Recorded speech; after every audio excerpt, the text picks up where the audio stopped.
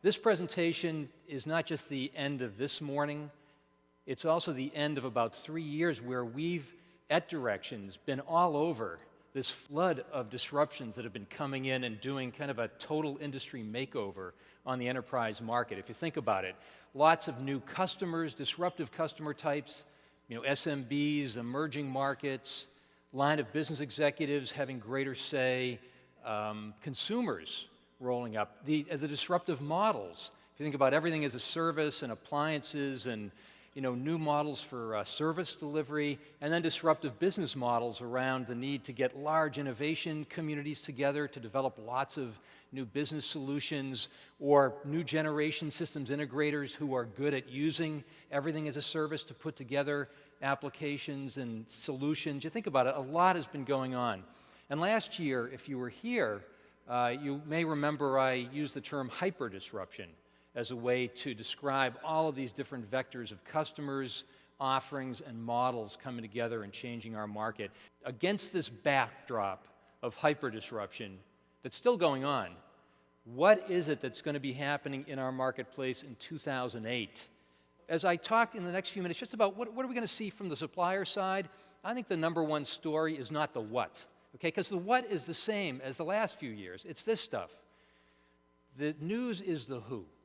The news is the who. Who's going to come in and make these things happen? Move them from on a Jeffrey Moore kind of very, very early part of the curve to where we can say we're really at the beginning of crossing the chasm.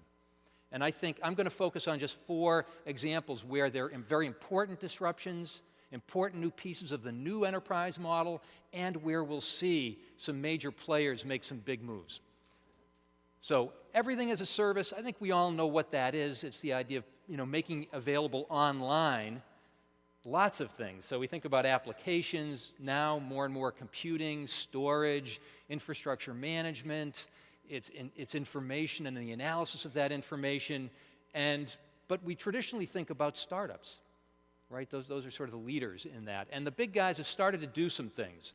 But if you think about some of the big brands, our view is, we talk about big shoes, big boots coming into the market. This is one area where in 2008 we'll definitely see that. Okay, we've already started to see it. If you take a look off in the clouds, SAP last fall, they made their big bit with their business suite that's online, Business Suite by Design. EMC has launched a cloud computing and cloud storage line of business. And I'll just focus a few more points on a couple of these other guys. IBM, they have made some announcements around cloud computing that have been a little bit here, a little bit there. They have a joint venture with Google around cloud computing that's mainly around .org and academic and government joint projects. But we think they're going to, this year, very clearly come out with a strong commercial offering for your mainstream CIO and IT organization. HP, you might have noticed 2 weeks ago, Mark Hurd and team made a big announcement with HP Labs where they're restructuring and putting total focus, almost exclusively, on this whole cloud computing and online delivery model. So it's certain we're going to see some big offerings, mainstream offerings from them this year. And then you can see Microsoft. Now, people look at the Yahoo acquisition effort and they say, well, eyeballs, it's about online advertising, it's about the consumer. And yes, that's yes to all of that. But there's no doubt that Microsoft's lust for Yahoo is also because it helps bolster their online delivery platform. Online delivery platform for lots of things, not only to consumers, but also to business. It's not a surprise either, and it's not a secret that Microsoft has been investing a lot of money in building large mega data centers for what? Well, it's not going to be, to support the shipping logistics for all their diskettes of software. No, it's going to be about delivering that software over the internet. And it's clear, we believe it's quite clear, that this year we'll see come to light the fruits of a major Microsoft initiative that is aimed at putting all of their offerings, virtually all of their offerings that are now shrink wrap and on-site, make them virtually all available online. Now, it doesn't mean they're going out of that other business, but what it means is they're going to broaden their portfolio, so they have a play in the cloud as well. So I think the big, and we've got disruptors too. We think Cisco is going to make some big moves with WebEx. They didn't pay $3.2 billion to just do video conferencing and web conferencing with that. They're going to turn that into a major SMB-focused business applications and business service delivery platform. You'll see that. And we've predicted Google will buy Salesforce.com or make some other big play that adds to the other acquisitions they've been making in the last year to turn themselves into an enterprise and SMB service delivery platform. So a lot of action here. Again, we'll go from the laboratory experiments, the land of the startups, to suddenly mainstream for the big guys. Now, a sort of a complement to this is, people who are selling hardware, they're saying, we can think up new models as well for improving simplicity, lowering cost, ease of adoption, greater business relevance for stuff that stays on the customer's site. So if you sell servers or routers or disk drives, this is important, right? So we talked last year about a next generation of appliances. So simplified applications or software and hardware wrapped together, sort of the internet toaster, if you will, but very simplified, but with an internet connection. And so that you could download solutions to the customer very simply over the internet and remotely manage it. So what is the summary point of what we're going to see from the big players in '08 that's going to change the market? Any ideas? What's the common theme in those four markets? Okay, that's it. Big boots. Big boots. And what that means, hopefully you're not under the boot. But what that means, of course, as I've been saying before, is that really changes a market.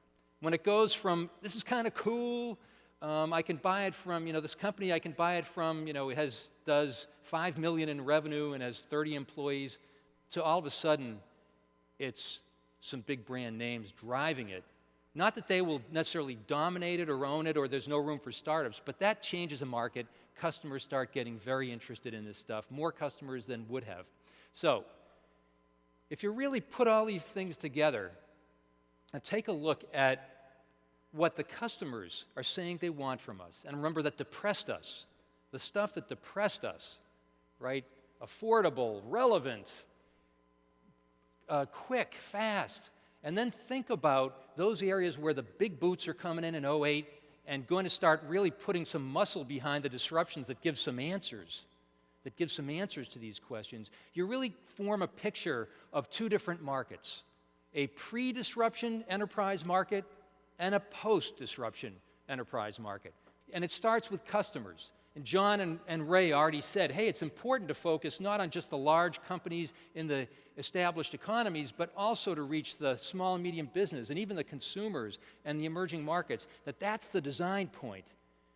They made the case based on growth. That's where the money's going to come from, the incremental money. I'll make another case.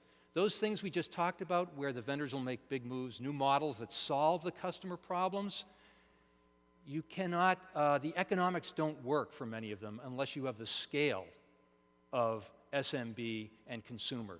If you aren't that volume, you cannot affordably sell stuff off the cloud. You can't sell appliances. You can't make sort of a flat rate mobile network work if you don't have that volume.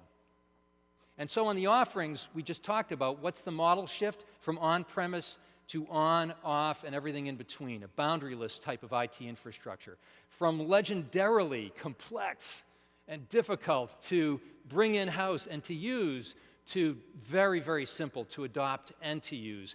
And again, not this idea of solutions, hey, we'll throw the box out, we'll throw the stuff out and hope that the network somehow puts it all together for the customer. No, stuff like appliances, stuff like these online hubs, that's about vendors bringing in partners very early in the development cycle. It's a totally different type and a more intimate relationship. It's not the siloed, I do hardware, you do software, that guy does services. It's we're all working together very early in the development cycle.